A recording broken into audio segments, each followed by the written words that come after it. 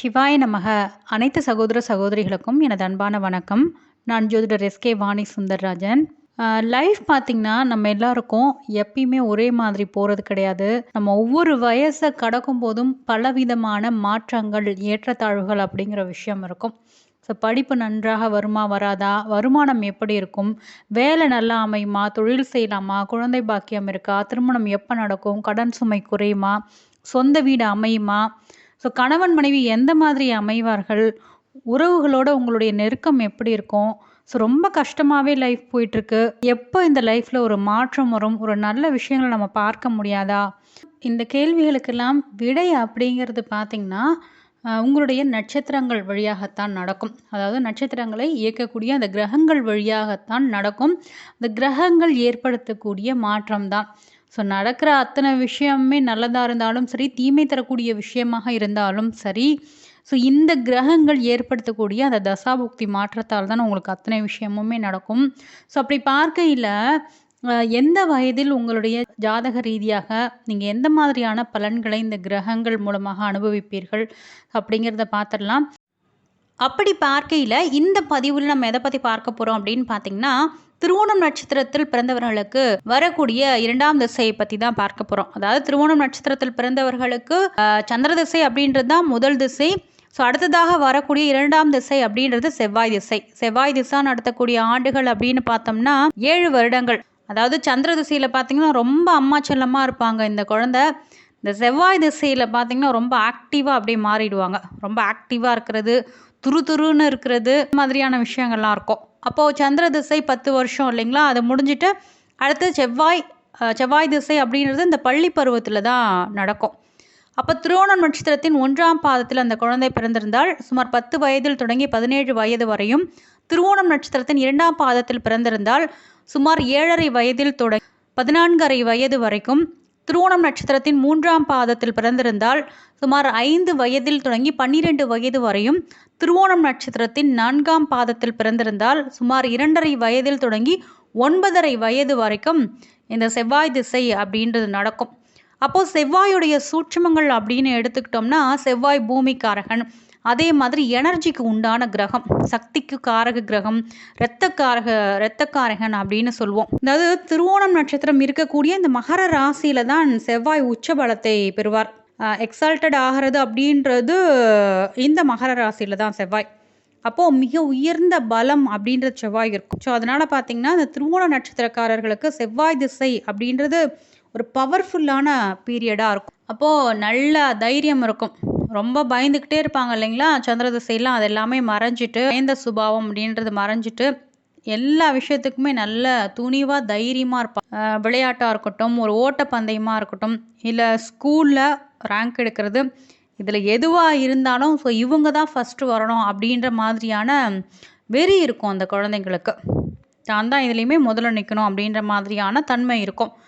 அப்போது செவ்வாயை பொறுத்த வரைக்கும் பார்த்திங்கன்னா ரத்தம், நெருப்பு, மின்சாரம், சகோதரர்கள், அதிகாரத்துக்கு, ஸோ இதுக்கெல்லாமே உண்டான கிரகம் இந்த செவ்வாய். ஸோ அப்போ இந்த வயசில் எந்த மாதிரியான மாற்றங்கள் இந்த குழந்தைங்களுக்கு நடக்கும் அப்படின்னு பார்த்திங்கன்னா, விளையாட்டில் ரொம்ப ஆர்வமாக இருப்பாங்க. ஸோ குழந்தை பார்த்திங்கன்னா ஒரே இடத்துல உட்கார மாட்டாங்க, ஓடி ஆடி விளையாடுறதுல ரொம்ப ஆர்வம் காட்டக்கூடியவர்களாக இருப்பாங்க. ஸ்போர்ட்ஸில் இவங்க தான் ரொம்ப கில்லியாக இருப்பாங்க. முரட்டுத்தனம் இருக்கும். ஸோ கொஞ்சம் அடம் பிடிக்க ஆரம்பிப்பாங்க. சந்திர திசை மாறி இது வரக்குள்ள கொஞ்சம் அடம் பிடிக்கிறது, தான் நினச்சதை நடத்தியே முடிக்கணும் அப்படின்னு சொல்லுவாங்க. அதே மாதிரி யார் சொல்கிறதையும் கேட்க மாட்டேன் அப்படின்ற ஆட்டிடியூட் வந்துடும் இந்த காலகட்டத்தில். செவ்வாய் ரத்தத்துக்கு அதிபதி அப்படின்றதுனால இப்போ ஓடி விளையாடுறாங்க, ஏதாவது ஒரு விஷயம் பண்ணுறாங்க அப்படின்னா அடிக்கடி கீழே விழுந்து முட்டியிலையோ இல்லை தலையிலையோ அடிப்படக்கூடிய ஒரு சூழ்நிலை இருக்கும். இது மட்டும் கொஞ்சம் ஜாக்கிரதையாக பார்த்துக்கோங்க. ரொம்ப அவசரப்படுவாங்க குழந்தைங்க இந்த காலகட்டத்தில். அப்போ ஸ்கூலில் லீடராக இருக்கிறது, பசங்களை வழி நடத்துறதுல இவங்களுக்கு ரொம்ப தனி ஆர்வம் இருக்கும். லீடர்ஷிப் குவாலிட்டி இது நல்லா தரும் செவ்வாய்.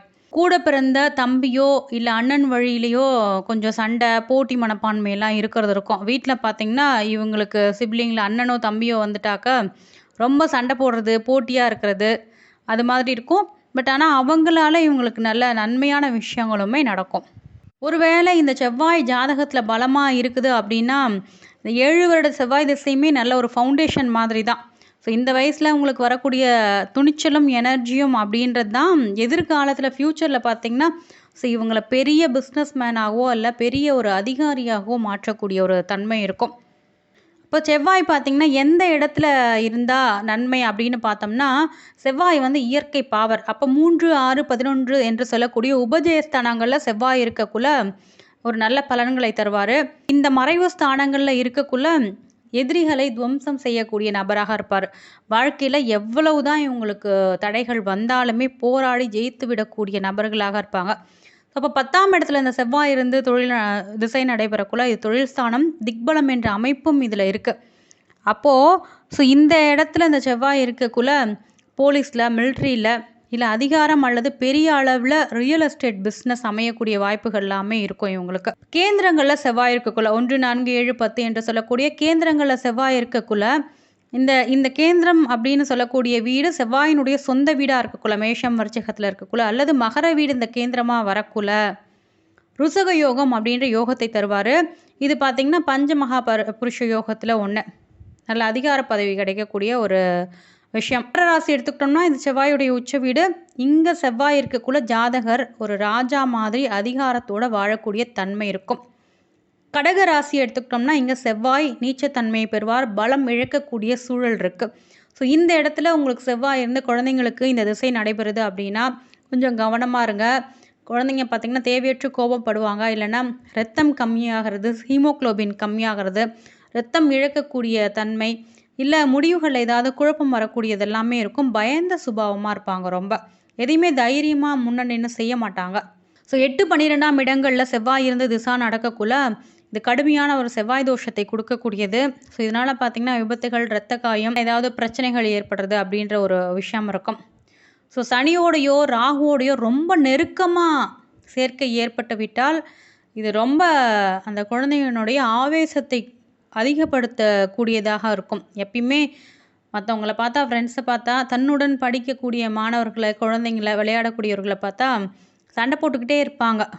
அந்த மாதிரி தன்மை இருக்கும்.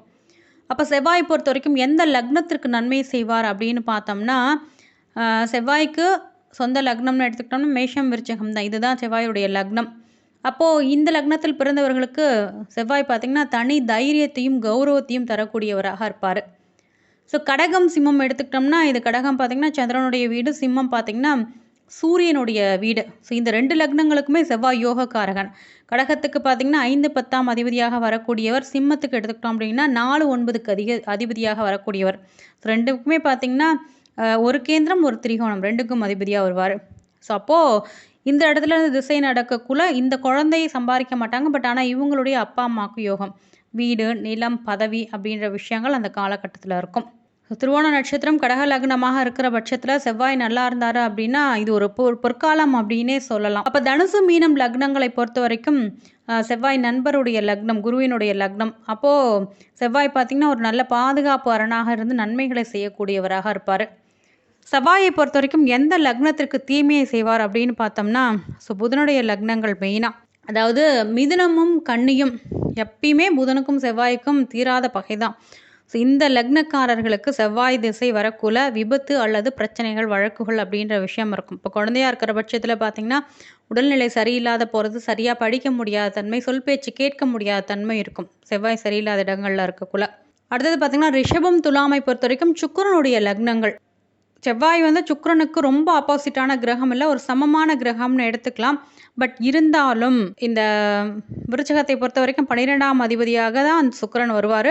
அதே மாதிரி மாரக பலன்களை செய்யக்கூடியவர் இது மேஷத்துக்கு. அப்போது திருமண வாழ்க்கையின் மூலம் சில மனக்கசப்புகளை தரக்கூடிய விஷயம் இருக்கும். ஸோ அப்போது அந்த திருவோணம் நட்சத்திரக்காரர்களுக்கு செவ்வாய் திசை அப்படின்றது பார்த்திங்கன்னா பெரும்பாலும் பள்ளி படிப்புலேயே முடிஞ்சிடும். நெக்ஸ்ட்டு பார்த்திங்கன்னா கல்லூரி படிப்புக்கு கால எடுத்து வைக்க கூட வேறு திசை அப்படின்றது வந்து மாறிடும். அப்போ இந்த வயசில் இந்த செவ்வாய் எந்த கிரகத்தோடு சேர்ந்து இருந்தால் அவங்களோட பிஹேவியரில் இல்லை ஹெல்த்தில் எந்த மாதிரியான மாற்றங்கள் வரும் அப்படின்னு பார்க்கலாம். அப்போ செவ்வாய் யாரோடு இருக்கக்குள்ள கவனம் தேவை அப்படின்னு பார்த்தோம்னா, செவ்வாய் சனி இந்த சேர்க்கை அப்படின்றது ஒரு ஆக்ரோஷமான சேர்க்கை, பாம்பிளாஸ்ட் மாதிரின்னு வச்சுக்கோங்களேன் இந்த சேர்க்கை. இப்போ குழந்தை ரொம்ப பிடிவாதமாக இருப்பாங்க, எதையாவது உடைக்கிறது இல்லை கோபத்தில் கத்துறது அப்படின்ற மாதிரியான ஒரு சூழல் இருக்கும். வீட்டிலே பார்த்திங்கன்னா எப்பயுமே ஒரே சண்டை சச்சரவுன்னு இருக்கும். ரொம்ப கஷ்டம். அம்மா வந்து இவங்கள ஹேண்டில் பண்ணுறது, வீட்டில் இருக்கவங்க இவங்கள ஹேண்டில் பண்ணுறது அப்படின்றது கொஞ்சம் கஷ்டமாக இருக்கும். ஸோ அதே மாதிரி விளையாடக்குள்ளையும் இல்லை வண்டி ஏதாவது ஓட்ட பழகுறாங்க அப்படின்னா கீழே விழுந்து எலும்பு முறிவாக இருக்கட்டும், இல்லை இரத்த காயம் ஏதாவது ஏற்படக்கூடிய வாய்ப்புகள் அப்படின்றது அதிகமாக இருக்கும். அதே மாதிரி ரொம்ப கவனமாக பார்த்துக்கோங்க. இரும்பு பொருட்கள் கிட்ட போகிறாங்க, இல்லை நெருப்பு கிட்ட போகிறாங்க அப்படின்னா கவனமாக பார்த்துக்கோங்க. அதே மாதிரி இந்த செயற்கை இருக்கக்குள்ளே இந்த வயசில் வந்து டிரைவிங் கற்றுக்கிறது அலோவ் பண்ணாதீங்க. அடுத்தது பார்த்திங்கன்னா செவ்வாய் ப்ளஸ் ராகு இந்த சேர்க்கை இருந்து அந்த செவ்வாய் தசை நடைபெறக்குள்ள இது அங்காரக தோஷம் அப்படின்னு சொல்லுவோம். ஸோ குழந்தை கொஞ்சம் முரட்டுத்தனமாக மாறுவாங்க, பெரியவங்க பேச்சை கேட்க மாட்டாங்க, தப்பான நண்பர்களுடைய சகவாசம் கிடைக்கிறதுக்கு உண்டான வாய்ப்புகள் இருக்குது. அப்போது இந்த வயசில் வம்பு வழக்கு சண்டைக்கு போகாமல் பார்த்துக்கிறது, உணவு விஷயத்தில் அலர்ஜி இல்லைனா தோல்வியாதிகள் வரக்கூடிய வாய்ப்புகளாக இருக்கும். ஸோ இதில் வந்து பேரண்ட்ஸ் கொஞ்சம் கவனமாக பார்த்துக்கோங்க. அடுத்தது செவ்வாய் ப்ளஸ் புதன் இந்த கிரக சேர்க்கை இருக்கக்குள்ள புத்தி தடுமாறும். புதன் புத்தி இல்லைங்களா, செவ்வாய் அவசரம், அப்போது புத்தி தடுமாற்றம் இருக்கும். செவ்வாய் வேகம், புதன் விவேகம். ஸோ இவங்க 2 பேரும் சேரக்குள்ள ரொம்ப அவசரப்பட்டு முடிவெடுத்து படிப்பில் வந்து கோட்டை விட்டுருவாங்க. ஸோ படிக்கிறதுல கவன சிதறல் அப்படின்ற ஒரு விஷயம் இருக்கும், அவசரமாக சில விஷயங்கள் செய்து. அதே மாதிரி நரம்பு சம்மந்தமான பலவீனம் இல்லைனா பேச்சில் தடுமாற்றம் வரக்கூடிய விஷயங்கள்லாம் இருக்கும். நறுக்கு தெரிச்சாப்பில் பேசுகிறது, மற்றவங்க மனசு எப்படி காயப்படும் அப்படின்னு யோசிக்க மாட்டாங்க இந்த குழந்தைங்க. அந்த மாதிரியான தன்மையெல்லாம் இருக்கும். அடுத்தது பார்த்திங்கன்னா செவ்வாய் பொறுத்த வரைக்கும் யாருடன் இருக்கக்குள்ள நன்மை செய்வாருன்னா செவ்வாய் ப்ளஸ் குரு இருக்கக்குள்ள இது குருமங்கள யோகம் அப்படின்னு சொல்லுவோம். இது நல்ல ஒரு சூப்பரான யோகம் தான். குழந்தை ரொம்ப துணிச்சலாக இருப்பாங்க, அதே சமயம் டிசிப்ளினாக இருப்பாங்க. ஸோ படிப்பு மட்டும் கிடையாது, விளையாட்டுலேயுமே பார்த்திங்கன்னா ஸ்கூலில் ஒரு நல்ல மெடல் வாங்கக்கூடிய விஷயம் இருக்கும், வேறு லெவலில் இருப்பாங்க. அதே மாதிரி ஃப்யூச்சரில் பார்த்திங்கன்னா இவங்களுக்கு பெரிய அதிகாரம் தேடி வரக்கூடிய வாய்ப்புகளும் இருக்குது. அடுத்தது பார்த்திங்கன்னா சந்திரன் ப்ளஸ் செவ்வாய் இந்த 2 கிரகங்களும் சேர்ந்துருக்கக்குள்ள சந்திரமங்கல யோகம் அப்படின்ற அமைப்பு இருக்குது. இதனுடைய பலன் பார்த்திங்கன்னா நிலம் வீடு சம்மந்தப்பட்ட யோகம் அப்படின்றது இப்பயே ஆரம்பிக்கும். அதாவது குழந்தை பிறந்த பிறகு அம்மா வழியிலையோ இல்லை அப்பா வழியிலையோ ஏதாவது சொத்து சேர்க்கை வரலாம். குழந்தை பார்த்திங்கன்னா ரொம்ப சுறுசுறுப்பாக இருப்பாங்க. செவ்வாய் ப்ளஸ் சூரியன், ஸோ இந்த அமைப்பு இருக்கக்குள்ள செவ்வாய் பார்த்திங்கன்னா தளபதி, சூரியன் பார்த்திங்கன்னா ராஜா. ஸோ இவங்க 2 பேரும் சேரக்குள்ள இந்த பையனோ அல்லது பொண்ணோ தான் ஸ்கூல் லீடராக இருப்பாங்க. ஸோ இவங்களுக்கு கண்டிப்பாக அரசு வேலை இல்லைன்னா போலீஸ், ஆர்மி, ஸோ இதில் பணியாற்றக்கூடிய ஒரு யோகம் அப்படின்றது இருக்குது. அப்போது செவ்வாய் திசை நடக்கக்கூடிய குழந்தைங்க எந்த மாதிரியான ஒரு ப்ரிகாஷன் எடுக்கலாம் அப்படின்றத பார்க்கலாம். இப்போ சனி ராகு ஏற்கனவே சொல்லியிருக்கேன், சனி ராகு 2ம் சேர்ந்து இருக்கக்குள்ள காயம் ஏற்படுறது, பிடிவாதம் ஏற்படுறதுலாம் இருக்கும் இல்லைங்களா. ஸோ அப்போது செவ்வாய்க்கிழமையில் முருகனுக்கு எலுமிச்சை தீபம் ஏற்றலாம். செவ்வாய் புதன் சேரக்குள்ள புத்தி மாற்றம் இருக்கும், படிப்புலையாக இருக்கட்டும், படிப்பில் கவனம் சிதறல், அதே மாதிரி கவனக்குறைபாடெல்லாம் ஏற்படக்கூடிய வாய்ப்பு இருக்குது. அப்போ தோரம்பருப்பு கலந்த சாதத்தை தானம் கொடுக்கலாம். செவ்வாய் பார்த்திங்கன்னா சூரியன் இல்லை குருவோட இருக்கக்குள்ள நல்லதுன்னு சொல்லியிருப்பேன், பட் இருந்தாலும் இது ஒரு ஈகோ கொடுத்துரும், தான் அப்படின்ற மாதிரியான விஷயத்தை கொடுக்கும். செவ்வாய் சூரியன், செவ்வாய் குரு சேர்க்கை அப்படின்றது. அப்போ அதிகாலையில் சூரிய நமஸ்காரம் அப்படின்றத பண்ணணும், குழந்தைங்களுக்கு கற்றுக் கொடுங்க சூரிய நமஸ்காரம் பண்ணுறதுக்கு. இந்த செவ்வாய் திசையை பொறுத்த வரைக்கும் குழந்தைங்களோட நிலை படிப்பில் அப்படின்றது எல்லா போட்டியிலையும் குழந்தைங்க ஜெயிக்கணுன்ற ஆர்வம் இருக்கும். மேக்ஸாக இருக்கட்டும், சயின்ஸாக இருக்கட்டும், தொழில்நுட்ப பாடங்களில் ஸோ ரொம்ப ஆர்வம் காட்டக்கூடிய நிலை இருக்கும். ஆனால் பார்த்திங்கன்னா வேகமாக முடிக்கிறேன் அப்படின்னு சொல்லிட்டு நிறைய சின்ன சின்ன தப்புங்க பண்ணிடுவாங்க. இவங்க படிக்கக்குள்ள கொஞ்சம் ரெஸ்ட் எடுத்துகிட்டு படிக்க சொல்லுங்கள். அடுத்தது பார்த்திங்கன்னா பிஹேவியரை பொறுத்த வரைக்கும் குழந்தைங்க ரொம்ப துருதுருவென்னா இருக்கிறது, விளையாட்டுத்தனம், பிடிவாதம் அதிகமாக இருக்கிறது. ஸோ எதையுமே வந்து சொல்லணும் ஒருத்தவங்க, இவங்களுக்கு சொல்லாமல் செய்யவே மாட்டாங்க. அதே மாதிரி இவங்களுக்கு பிடிச்ச மாதிரி சொன்னால் தான் செய்வாங்க. அதுலேயும் அப்பயே பார்த்திங்கன்னா ஒரு லீடர்ஷிப் குவாலிட்டி அப்படின்றது அவங்கக்கிட்ட இருக்கும். இப்போ நோயை பொறுத்த வரைக்கும் செவ்வாய் உஷ்ண கிரகம் அப்படின்றதுனால காய்ச்சல், வயிற்று உஷ்ணம், தோலில் கொப்பளங்கள் வரக்கூடிய விஷயம், இரத்த சோகை, அனீமியா அப்படின்ற விஷயங்கள்லாம் இருக்கும். ஸோ இதெல்லாம் தவிர்க்கிற மாதிரியான நல்ல உணவுகள் கொடுக்கணும். அப்போ சத்தான உணவுகள் அப்படின்றது அவசியம். முக்கியமாக பார்த்திங்கன்னா ஓடி விளையாடக்குள்ள கீழே விழுந்து முட்டி அல்லது முகத்தில் காயம் ஏற்பட வாய்ப்பு இருக்குது. இதை கொஞ்சம் கவனமாக பார்த்துக்கோங்க. அப்போ அந்த செவ்வாய் கடுமையான சூழலில் இருக்கக்குள்ள சில பரிகாரங்கள் நம்ம என்ன பண்ணலாம் அப்படின்றத பார்த்தோம்னா, அந்த செவ்வாயுடைய உக்கிரத்தை குறைக்கிறதுக்கு அப்படின்றது முருகனுடைய வழிபாடை செவ்வாய்க்கிழமை பண்ணணும். செவ்வாய் அப்படின்னாலே முருகன் தான். செவ்வாய்க்கிழமை அன்னைக்கு குழந்தைய பக்கத்தில் இருக்கிற முருகன் கோயிலுக்கு கூட்டிகிட்டு போயிட்டு வாங்க. அதே மாதிரி முருகனுக்கு செவ்வரளி பூ சாத்தி வழிபாடு பண்ணுங்கள். இது பார்த்திங்கன்னா குழந்தையோட கோபத்தை குறைக்கிற விஷயமா இருக்கும். அடுத்தது பார்த்திங்கன்னா துவரம்பருப்பு தானம் கொடுங்க. செவ்வாய்க்கு உகந்த தானியம் அப்படின்ற துவரம்பருப்பு செவ்வாய்க்கிழமை அன்னைக்கு சாம்பார் சாதம் செஞ்சு கொடுக்கலாம் ஏழை எளியவர்களுக்கு. ஸோ இது பார்த்திங்கன்னா விபத்து மற்றும் காயங்கள் ஏற்படாமல் குழந்தைங்களை ப்ரொடெக்ட் பண்ணோம். அடுத்தது பார்த்திங்கன்னா செம்பருத்தி டீ இல்லைனா ஜூஸு.